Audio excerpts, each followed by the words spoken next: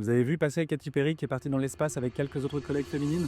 Est-ce que ça y est? On y est, c'est le début du tourisme spatial? Le vrai? C'est la 11e mission de ce genre, ça a fait les scoops, mais c'est même pas ça le sujet important dont je veux vous parler aujourd'hui. Parce que oui, pour ceux qui ont loupé la news, ce lundi 14 avril, un équipage de 6 femmes, composé notamment de la chanteuse Katy Perry, a effectué un vol, bref, de 11 minutes dans l'espace. Et c'est l'occasion de poser plein de questions. À partir de quand c'est l'espace? Et ben sachez-le, c'est quand on dépasse ce qu'on appelle la ligne de Kármán ou Kármán, qui est située à 100 km d'altitude. À partir de là, on voit clairement la courbure de la Terre et on est en apesanteur. Après quelques minutes après le décollage, ça va très vite, les filles ont pu kiffer dans l'espace à flotter partout. Pour un prix de probablement plusieurs dizaines de millions de dollars, mais ça, chut, c'est secret. Et c'est pas la première fois qu'on parle du tourisme spatial ici, d'ailleurs ça a été l'occasion de remettre le t-shirt. À l'époque, je vous avais parlé de Jeff Bezos qui avait inauguré la première mission de la navette New Shepard. C'était en 2021 et déjà c'est fou de voir qu'en quelques années, on est passé du fondateur du truc qui est tout seul à avoir le droit d'y aller à maintenant une petite dizaine de stars de la pop et de personnalités influentes. Si on paye suffisamment cher, on peut désormais y aller. Demain, peut-être vous, peut-être moi. En fait, cette zone de l'espace plutôt proche, elle commence vraiment à être conquise. Et pourquoi je vous parle de ça? Parce que cette actualité fait écho à une déclaration du patron de Dassault Aviation. Le 9 avril dernier, Éric Trappier, qui est donc le patron actuel de Dassault Aviation, était entendu par les membres de la commission de la défense à l'Assemblée nationale. Et il a déclaré ceci: la France devrait s'équiper d'un avion spatial. La volonté, je l'ai, mais j'ai l'impression que ça n'intéresse personne. Si j'étais provocateur, je dirais que les seuls qui sont intéressés sont les Américains. Mais avec les Français, c'est difficile. Et pourquoi il parle d'avion spatial ici, pas de navette spatiale? Et bien justement pour cette notion d'espace proche dont je vous parlais il y a quelques secondes. Ce qu'il faut comprendre, c'est qu'il y a des énormes enjeux